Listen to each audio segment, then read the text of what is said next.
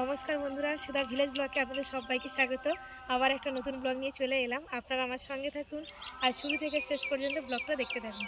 আশা করি আজকে ভীষণ ভালো লাগবে। আজকে চলে এসেছি আমার বাপের বাড়িতে। আর দেখুন আমার পিছনে কিন্তু একটা কত বড় ঝাউ গাছ, বেশ মানে চারিদিকে পাতাগুলো ছেড়েছে আর ভালো লাগছে দেখতে। এই যে দেখুন, এখন যাব মানে বাবাদের যে বাগান আছে, সবজি বাগান, সেই বাগানে যাব, দেখি কি কি সবজি লাগিয়েছে ওরা।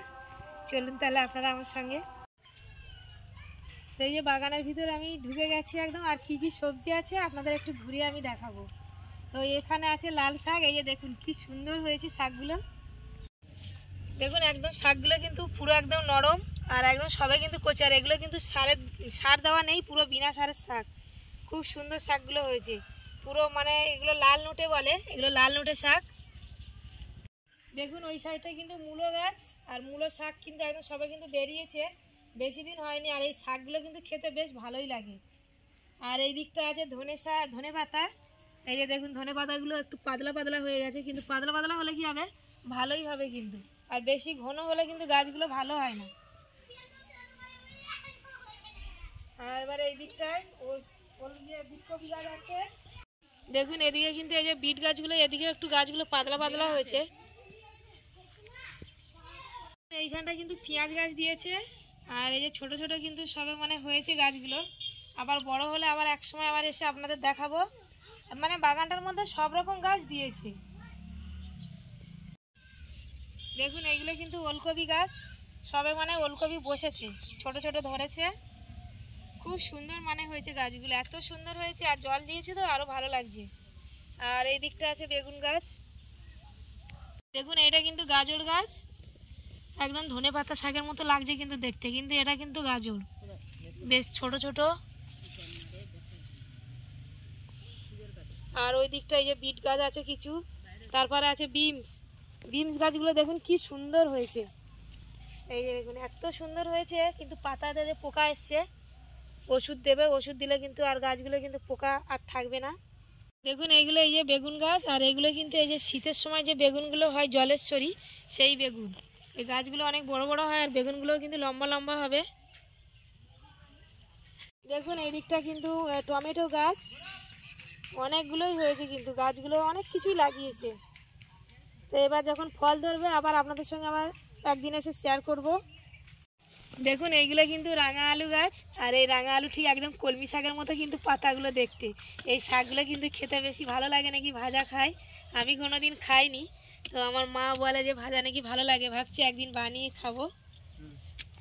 দেখুন এই দিকটা কিন্তু আলু গাছ, আর আলু গাছগুলো কি সুন্দর হয়েছে, বেশি দিন হয়নি। আর কয়েকদিন গেলে কিন্তু গাছগুলো বেশ বড় বড় হবে। আর আলু গাছে কিন্তু একটু কিন্তু মাঝে মাঝে জল মানে বেশি করে দিলে গাছ কিন্তু তাড়াতাড়ি কিন্তু বড় হয়ে যায়।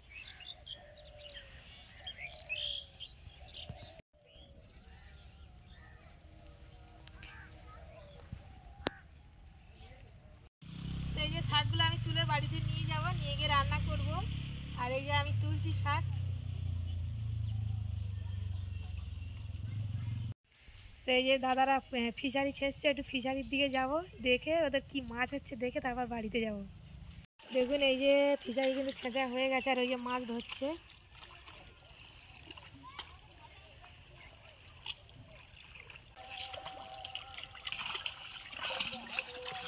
চলো মাছ, দেখুন মাছগুলো এই যে জলের মধ্যে, জল কমে গেছে তো জলের মধ্যে ছুটে বেড়াচ্ছে। এই যে দেখুন ওই যে একটা রুই মাছ, আরও মাছ আছে, এই যে ছুটে ছুটে আসছে, ওইদিকে সব মাছ চলে গেছে।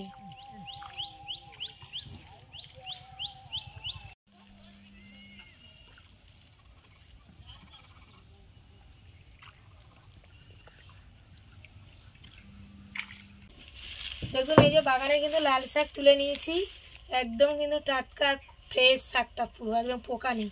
আর এদিকে আছে পালং শাকটা একটু পোকা হয়ে গেছে। আর এগুলো কিন্তু আমাদের বাগানের নাই, একটা আছে আমার বাপের বাড়ি, আর একটা আমাদের পাশে এক দাদাভাই দিয়েছে খেতে। আর আমাদের বাগানে এখন সবজিগুলো ছোট ছোট ওই জন্য। তো এখন দুপুরে কিন্তু এইগুলোই রান্না করব। পালং শাক আলু দিয়ে চিংড়ি মাছ হবে, লাল শাক ভাজা আর ডাল। দেখুন বাগান থেকে একটু মূলোও তুলে নিয়েছি, মূলো পালং দিয়ে চিংড়ি মাছ দিয়ে রান্না করব। আর এই যে পালং শাকটাও কেটেছি আমি, কিছুটা আর কিছুটা বাকি আছে, কেটে নেব সব একসঙ্গে, আর একটু আলু দেব। তো তো দেখুন এই যে রান্না হয়ে গেছে, পালং শাক মূলো দিয়ে রান্না হয়েছে, চিংড়ি মাছ আর পুকুরে পড়েনি, আর এখানে লাল শাক ভাজা আর ডাল। এবার আমি হসপিটালে বেরোবো, রান্না হয়ে গেছে, একটু খেয়ে আর বেরিয়ে যাবো। দেখুন একটু পিঠে বানাচ্ছি বিকালের দিকে, সরু চাগলি, আর বেশ খুব সুন্দর কিন্তু উঠছে পিঠেটা। দেখুন কি সুন্দর কিন্তু এই যে উঠে গেছে, আর এই যে ভাজ করে এবার তুলে নেব। দেখুন পিঠেগুলো কিন্তু বানানো হয়ে গেছে, আর খুব সুন্দর কিন্তু হয়েছে পিঠেগুলো। আর এই সরু চাগলি এমনি খেতে ভালোই লাগে তরকারি বা এই যে গুড় দিয়ে। তো আমি এই যে এখানে কিন্তু খেজুরের গুড় নিয়েছি, এইটা দিয়েই কিন্তু আমরা সন্ধ্যাবেলা সব টিফিন খাবো। আর এই যে দেখুন দাদাদের যে পুকুর ছেঁচা হয়েছিল আপনাদের দেখাচ্ছিলাম বিকালবেলা, তো ওই সন্ধ্যাবেলা মাছ দিয়ে গেছে, সরপুঁটি মাছ আর একটা রুই মাছ দিয়েছে, সেই মাছগুলো ধুয়ে নিয়েছি, এখন রান্না করে নেব। বেশ একটু আলু দিয়ে মাখা মাখা করে রান্না করব। তরকারি হয়ে গেছে, এবার আমি নামিয়ে নেব। তো বন্ধুরা আমি ব্লগটা শেষ করতে পারিনি, আর দেখুন কালকে রাত থেকেই কিন্তু বৃষ্টিটা হচ্ছে হালকা হালকা, আজও মানে এখনও সকালবেলাও পড়ছে বৃষ্টি, আর রাস্তাটা কিন্তু আমাদের এই যে হালকা ভিজে ভিজে হয়ে গেছে। তো ব্লগটা এখানে শেষ করছি, আর বেশি বড় করলাম না। যদি ব্লগটি ভালো লাগে সাবস্ক্রাইব, লাইক, কমেন্ট, শেয়ার করবেন, আর আমার পাশে থেকে আমাকে সাপোর্ট করবেন। যারা আমার ফেসবুক পেজে ভিডিওটা দেখছেন পেজটিকে ফলো করবেন। সবাই ভালো থাকবেন, টাটা।